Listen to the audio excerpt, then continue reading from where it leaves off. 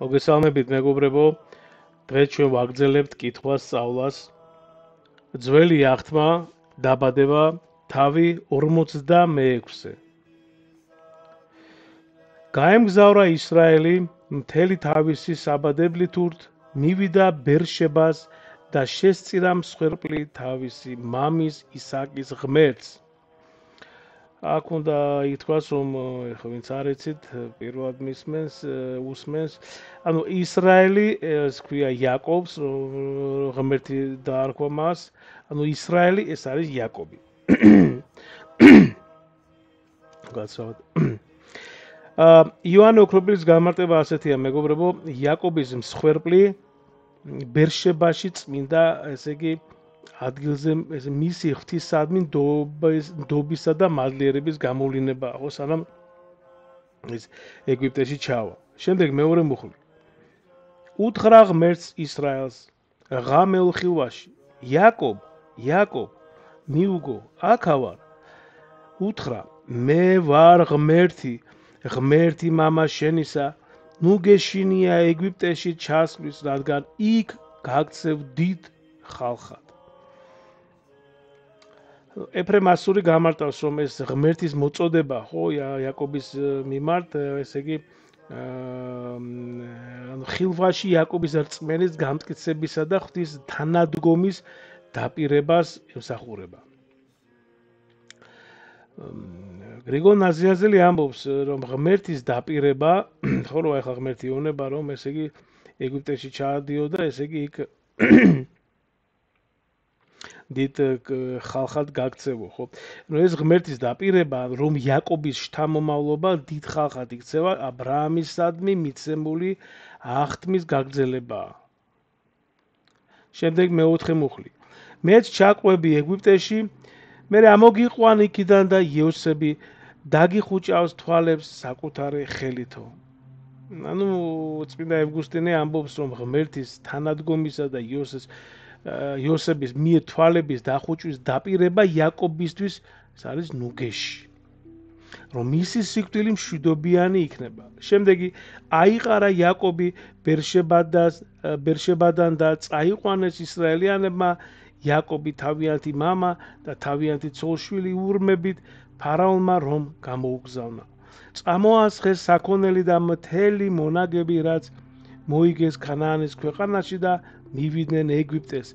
იაკობი და მთელი მისი მონაგარი. ამბროსი მედიოლანელი ამბობს, რომ იაკობის მთელი საბადებლის გადასვლა ეგვიპტეში ღვთის გეგმის ნაწილია, რომელიც ესე იგი ისინი აი გადადიან, ხო მიდიან და ეს არის კიდევ ხო მეორე ღვთის გეგმის ნაწილი არის, ხო? და ესე იგი რომელიც ისრაელის ხალხის ფორმირებას უკაცრავად ფორმირებას ისახავს მიზნად. შემდეგი მეშვიდე მუხლი. თავისი ვაჟიშვილთა შვილები, ასულები და ვაჟიშვილთა ასულები, მთელი თავისი მონაგარი ჩაიყვანა ეგვიპტეს. ნუ გრიგოლ ნოსელი ამბობს, რომ იაკობის მთელი ოჯახი ჩასვლა ეგვიპტეში ღვთის აღთმის შესრულების დასაწყისია, მეგობრებო, რომ ისინი დიდ ხალხად იქცევიან. შემდეგი, ისრაელიანთა სახელები, რომლებიც ეგვიპტეში ჩავიდნენ. ესენი არიან ლეას შვილები, სულ 33 სული, ვაჟი და ასული. გადის ძენი, აშერის ძენი, ესენი არიან შვილები ზილფასი, 16 სული. რახელის ძენი, სულ 14 სული. დანის ძე, ნაფტალის ძენი, ესენი არიან შვილები ბილჰასი, სულ 7 სული. ბილჰას შვილების ნუსხა აქ ავსებს ისრაელის ოჯახის ასე ვთქვათ სრულ სურათს, ხო, რაც ღვთის ხალხის საფუძვლის სიმრავლეს აჩვენებს. შემდეგი იაკობთან ერთად ეგვიპტეში ჩასულნი სულ იყვნენ 66 სული, მთლიანად იყო სულ 70 სული. წინასწარ გააგზავნა იაკობმა იუდა იოსებთან, რომ იგი ესე იგი დახვედროდა მათ გოშენში უკაცრავად და წავიდნენ გოშენის მხარესკენ. იუდას გაგზავნა მიუთითებს, რომ მის ლიდერობაზე და ოჯახის ერთგულებაზე, რაც ღვთის განგებით ხდება. შემდეგი 29 მუხლი. მეგობრებო, მინდა გითხრათ, რომ აუცილებლად, როდესაც ჩვენ უსმენთ და თქვენს გადაშალეთ წიგნი, ახლა ყველას გვაქვს ოჯახში ბიბლია დაწერილი და გააყოლეთ თვალი გააყოლეთ ტექსტ და ესე კარგად უფრო ახმადი იქნება, გასაგები იქნება და მარტივად ესე იგი გასაგები იქნება. შემდეგ 29 მუხლი ჩვენ ვკითხულობთ, შეგახსენებთ, ეს არის ძველი ახთმა, პირველი წიგნი დაბადება 46 თავი და ჩვენ ვაგრძელებთ 29 მუხლიდან.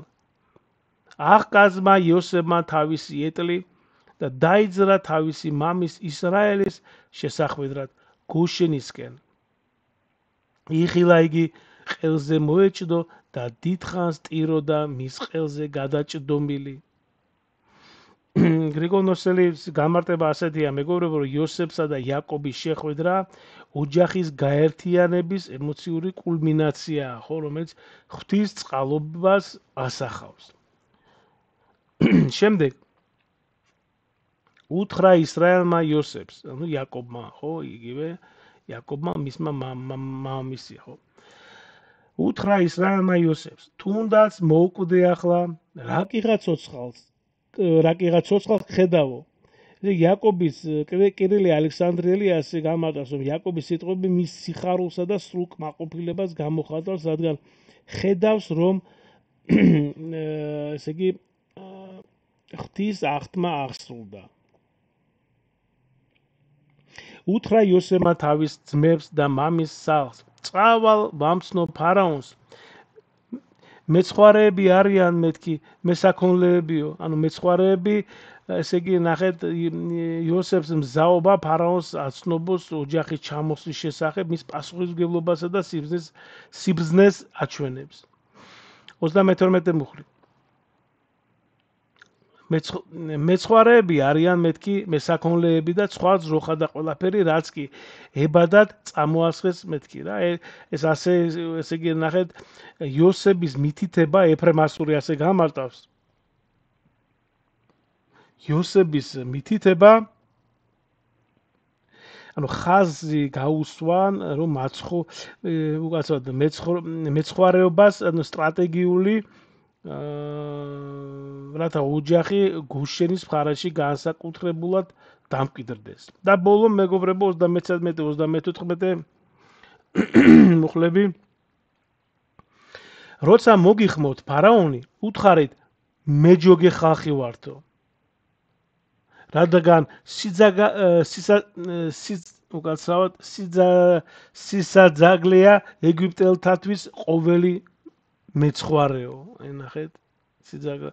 ანუ გრიგოლ ნაზიანზელი ასე გამარტავს, მეგობრებო, რომ იოსების რჩევა ძმებმა თავიანთი მეცხვარეობა გამოაჩინონ ღვთის განგებით, ხო, მოქმედებს, რადგან გოშენი მათთვის უსაფრთხო თავშესაფარი გახდა.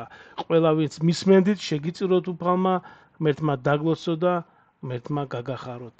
ამინ. ღვთის შეწევნით შემდეგ გავაგრძელებთ შემდეგ თავს. გაიხარეთ, დიდი მადლობა.